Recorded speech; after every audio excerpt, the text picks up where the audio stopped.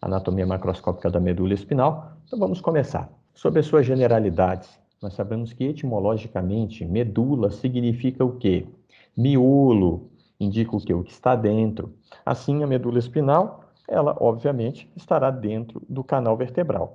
Nós estamos vendo aqui, vou habilitar o laser point para vocês irem acompanhando aqui alguns dos meus apontamentos. Então, está aqui está o corpo vertebral, e aqui a gente já sabe que é o arco vertebral com os seus processos, né? Os processos transversos e o processo espinhoso, e nós não estamos vendo aqui os processos articulares. Obviamente, então, entre o arco vertebral e o corpo vertebral, nós sabemos que tem um pedículo e existe também acima e abaixo desse pedículo incisuras, né? Incisura vertebral superior e inferior. Enfim, então o que acontece? Nós vamos observar que as raízes nervosas, e o nervo espinal, propriamente dito, né? Ele vai exatamente emergir, sair de dentro aqui do canal vertebral por meio daqueles forames intervertebrais. Obviamente, aí a gente vai ter um envoltório aqui, que vão ser as meninges, envolvendo a medula espinal, e no interior deste canal vertebral, nós temos a medula espinal. Diante disso, nós sabemos então que a medula espinal pode e cabe-se dentro desse tema, exatamente desse termo, como medula, exatamente porque ela está no interior deste canal vertebral. Nós veremos outras medulas ao longo da anatomia, como a medula renal, a porção medular, por exemplo, do baço, e assim por diante. Então, o que é medula espinal?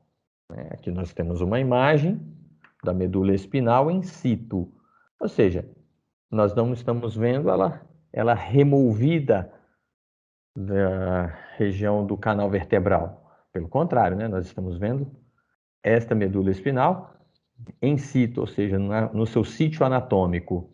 Então, a medula espinal é uma massa, por definição, a medula espinal é uma massa cilindroide de tecido nervoso situada dentro do canal vertebral, sem, entretanto, ocupá-lo completamente. Isso é um primeiro detalhe, né? Então, no indivíduo adulto, nós vamos observar que a medula espinal, ela não ocupa toda a extensão do canal vertebral. Estão vendo? A medula espinal não ocupa toda a extensão do canal vertebral, não ocupa. Veja que a medula espinal no indivíduo adulto, ela vai terminar, conforme nós vamos ver, aqui no plano da vértebra L1, no disco intervertebral de L2, então de L2, né? L1, L2. Então o que acontece? A medula espinal, então, ela tem a sua extensão até este ponto. Aí nós vamos ver como é que isso vai ser contornado anatomicamente. Então vamos lá. Então a medula espinal, ela mede aproximadamente no indivíduo adulto 45 centímetros. Ela tem início a partir do plano horizontal do forame magno, já lembram aí, o forame magno do osso occipital. O seu término num plano horizontal da segunda vértebra lombar, primeira, segunda vértebra lombar, no disco intervertebral, né?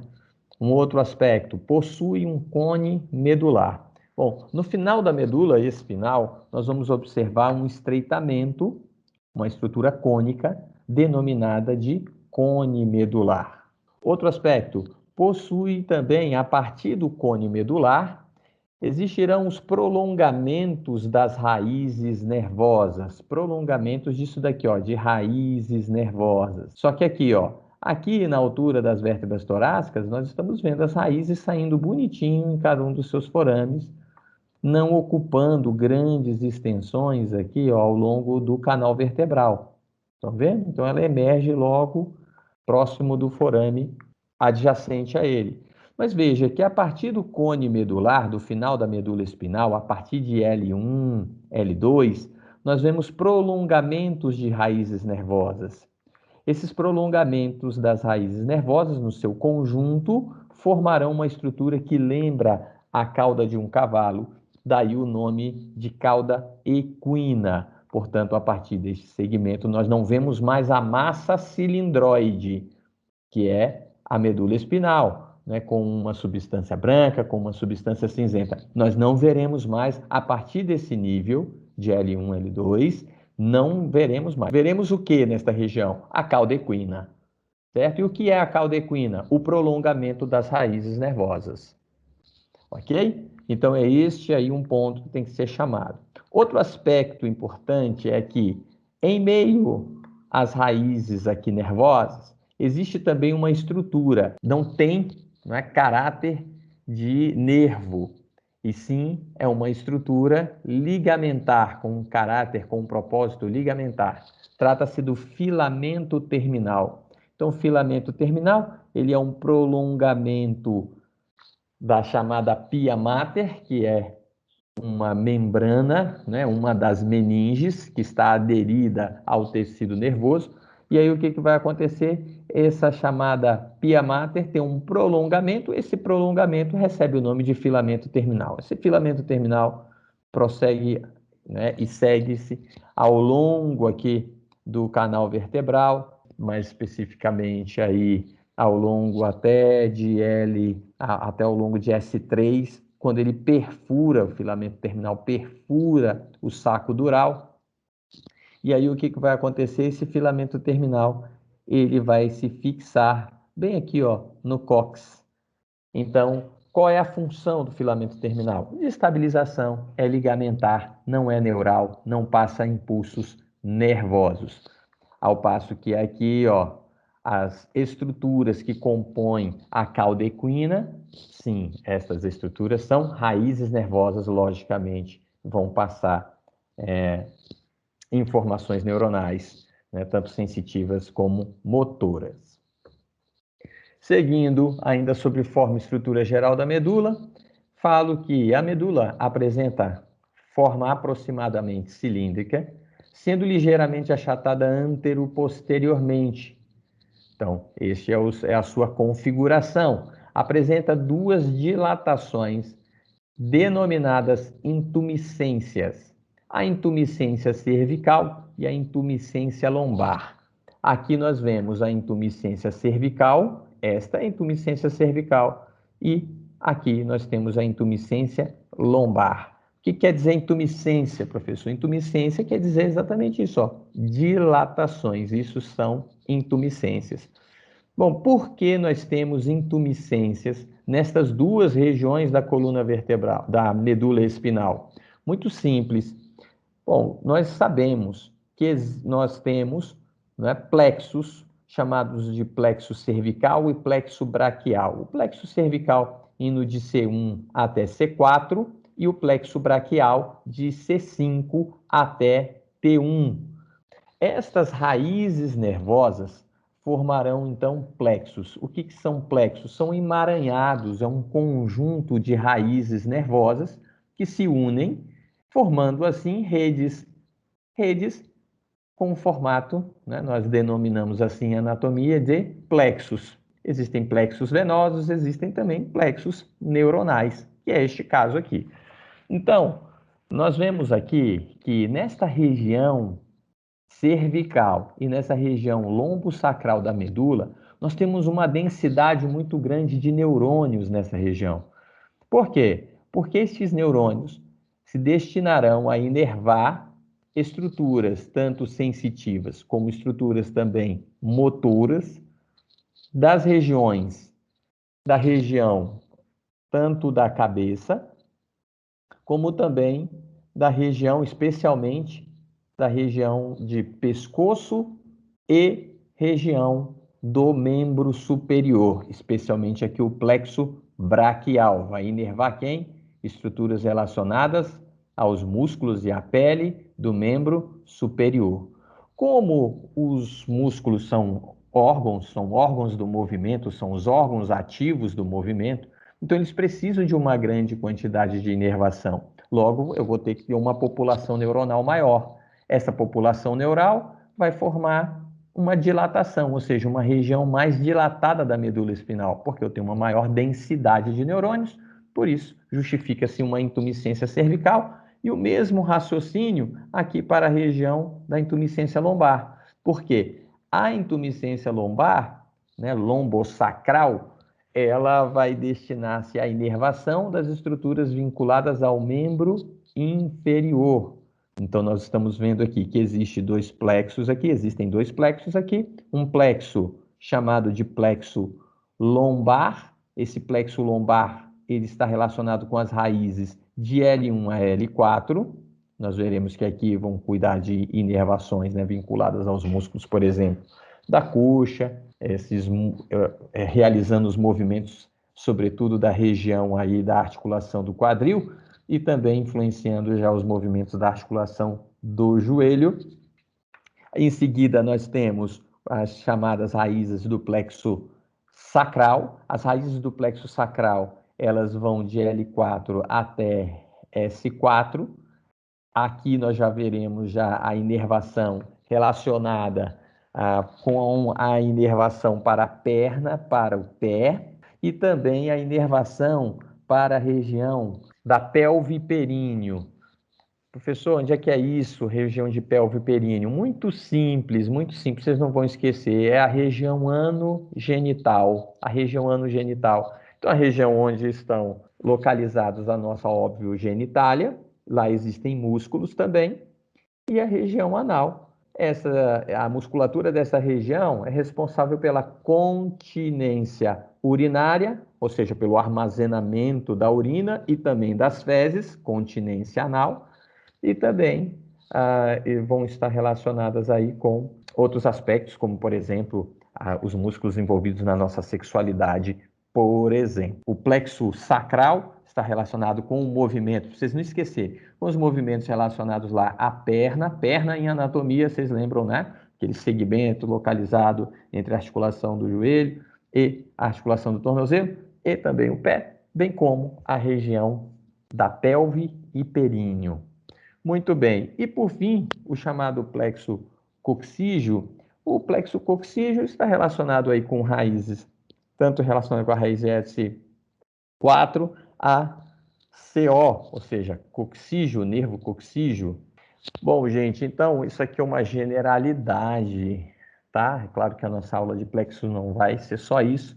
Eu vou ter necessidade de postar mais coisa para vocês, mas vocês já viram aí uma ideia geral. Só para não ficar solto, como eu vinculei algumas funções relacionadas a essas porções dos plexos, eu venho aqui para cima e falo para vocês, por exemplo, aqui, ó, plexo cervical de C1 a C4 está relacionado a quê? Movimentação do pescoço, movimentação da região aí do pescoço. Por exemplo, eu peço para você, roda a sua cabeça, né?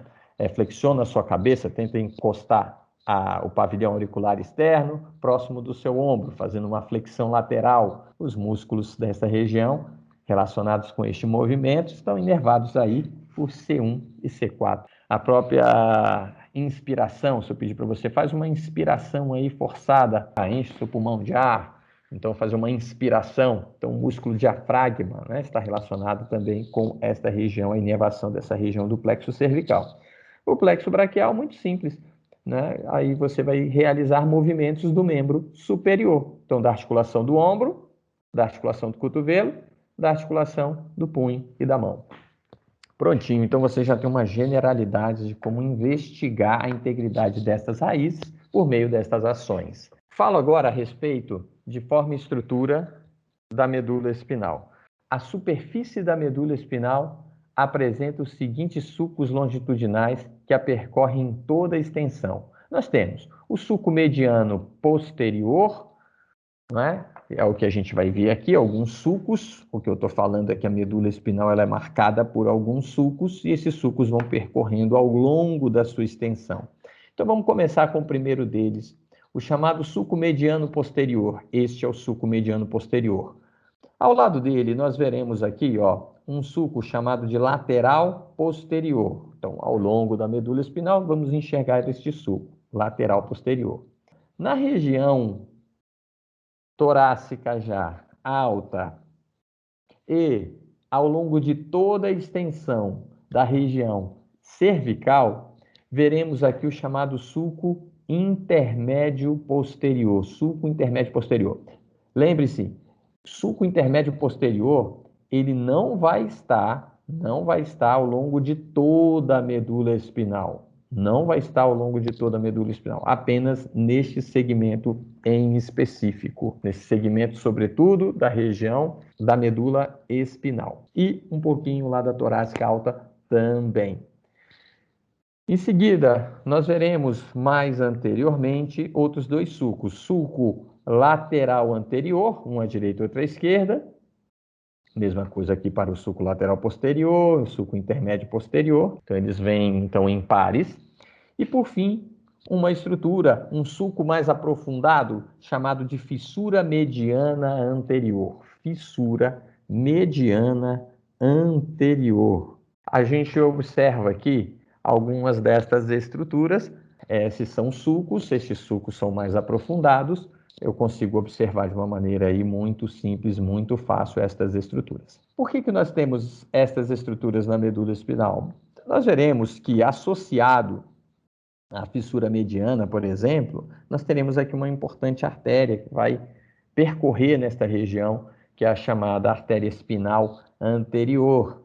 Nos sulcos laterais anteriores, nós veremos aqui emergindo desta região, veremos aqui as chamadas raízes, na verdade, filamentos radiculares anteriores, que formarão as raízes nervosas anteriores.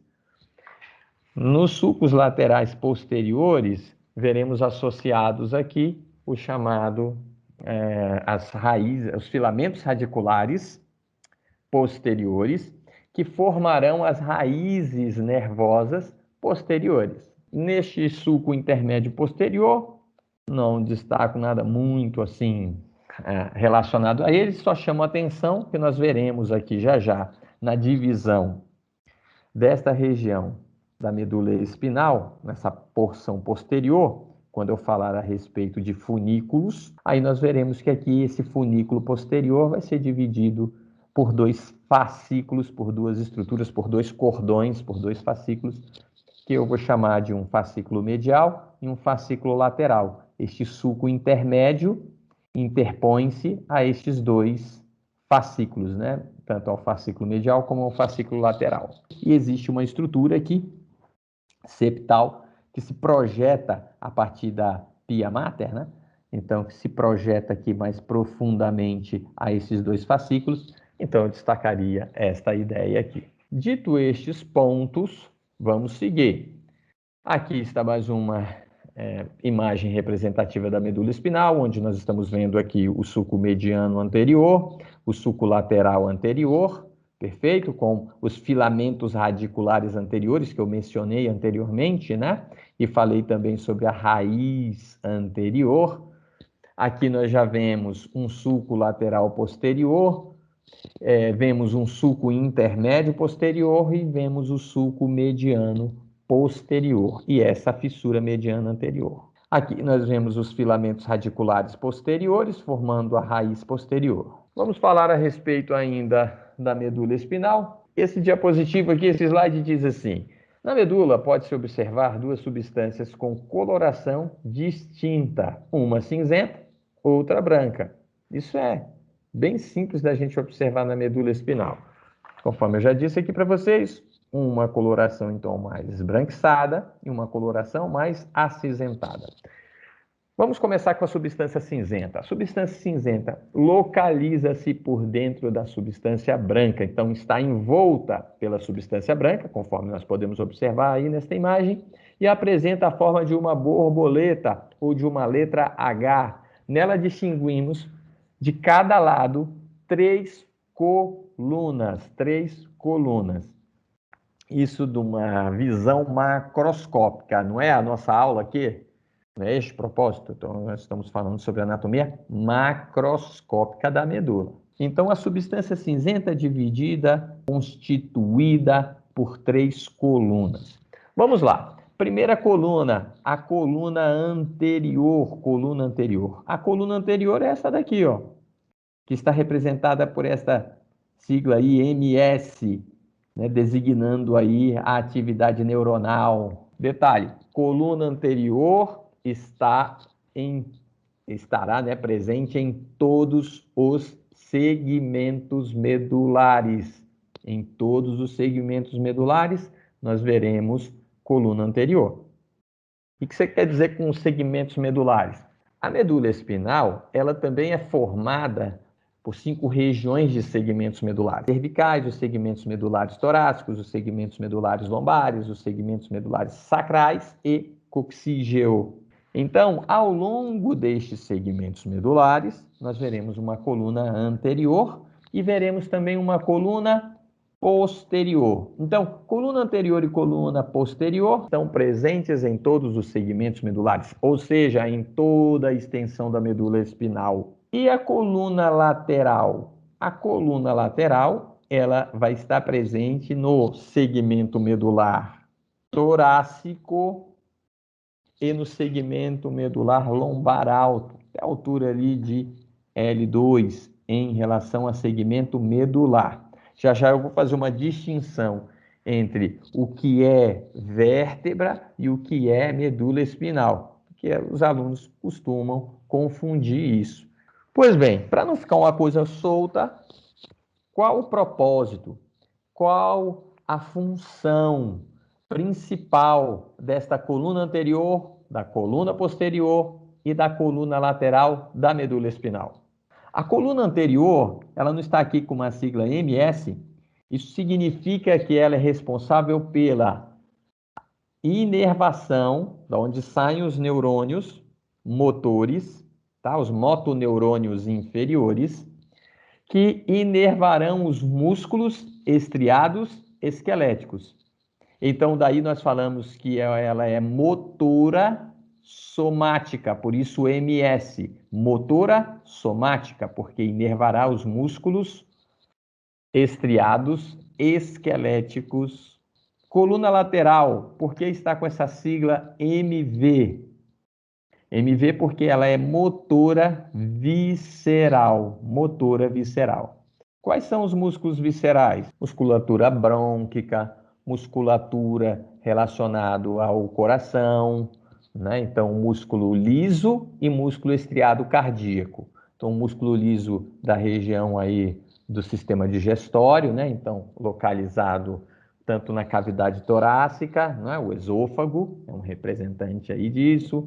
Aí vem o estômago, o intestino delgado, o intestino grosso, bem como outras estruturas viscerais aí que nós veremos ao longo do nosso curso. E é importante destacar que os neurônios que estarão aqui presentes na coluna lateral são motoneurônios viscerais simpáticos. Simpáticos. A coluna posterior, ela é sensitiva visceral e sensitiva somática. Então, ela é SV e SS. Então, SV sensitiva visceral e SS sensitiva somática, ou seja, a inervação consciente, a inervação que está aqui sobre a nossa pele. Nós conseguimos ter esta percepção. Muito bem. Então, o que vai acontecer? Veja que toda a coluna posterior é sensitiva. A coluna anterior é motora, a coluna lateral também é motora, sendo que a coluna anterior é motora somática, inerva músculo estriado esquelético. A coluna lateral é motora visceral, especialmente simpática, ok? Não está presente em todos os segmentos medulares. Já a coluna anterior e a coluna posterior, sim, estarão presentes em todos os segmentos medulares. Prontinho. Aqui você já consegue fazer correlações clínicas. Então, se você tem uma lesão, se você tem um infarto, ou seja, uma falta de circulação sanguínea, especificamente numa região que esteja relacionado mais à porção anterior da medula, né? Então, a gente já começa a entender quais serão as repercussões clínicas. Então, você vai ter o quê? Disfunções, déficits motores, uma porção mais relacionada à porção lateral da medula, você pode ter déficits também motores relacionados à atividade motora tanto somática como motora visceral, dependendo do segmento medular. Tem que ficar sempre atento a isso, tá? As provas, tudo, veja aonde que estão topografando. Se deixar solto, aí você tem uma maior liberdade aí de criar. Claro, só que essa criação disciplinada aqui pelas regrinhas. Outra questão, se for mais relacionado à porção posterior da medula, veja que eu vou ter déficits agora não mais motores, mas déficits sensitivos, tanto somáticos como viscerais. Forma e estrutura geral da medula. A substância branca agora. A substância branca, ela vai ser formada por fibras. Sublinha isso, fibras. A maioria delas mielínicas. Vocês sabem que os neurônios, alguns dos neurônios, eles são envoltos por células da glia. Alguns com uma densidade, com uma espessura maior, né? Então, formando aí, por exemplo, a bainha de mielina.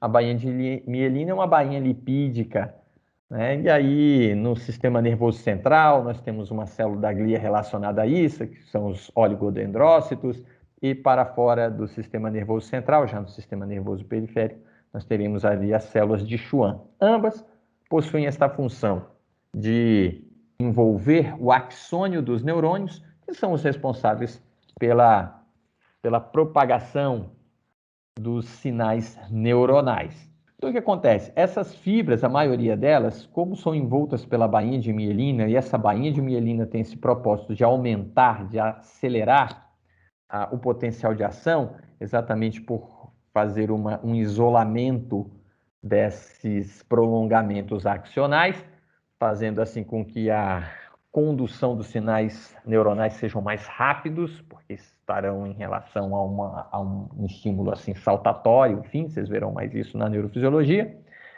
Por fim, o que eu quero chamar a atenção é que essas fibras, em função de serem envoltas pelas bainhas de mielina e pelo fato das bainhas de mielina serem formadas, né, por uma bainha lipídica, isso vai dar uma constituição à medula mais esbranquiçada. Então, nós vamos ver que a substância branca apresenta-se desta forma, branca, exatamente porque eu tenho uma grande quantidade de fibras percorrendo esta região. E estas fibras, elas vão formar sítios que nós vamos denominar de funículos. Então, a medula espinal é formada por funículos. Funículo é a mesma coisa que dizer de cordões, são cordões. Veja, temos um cordão posterior, temos um cordão anterior e temos, obviamente, dois cordões laterais. Geralmente, nós chamamos a atenção o seguinte, ó, o funículo anterior, ele é demarcado pelo, lembra do sulco lateral anterior e fissura mediana anterior, ok? Então, ele é demarcado por isso daí. O funículo lateral, ele é demarcado, ele está situado entre o sulco lateral anterior e o sulco lateral posterior, de cada lado, óbvio, né? São duas laterais. Então, existem dois funículos laterais. E o funículo lateral e o funículo posterior, ele está demarcado pelo sulco lateral posterior e o sulco mediano posterior. Então, interposto a estes sulcos, nós temos o funículo posterior.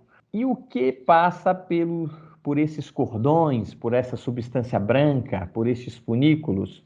Vocês estão vendo aí que ele está colorido. Colorido aqui didaticamente em vermelho e em azul. Olhem aqui a legenda.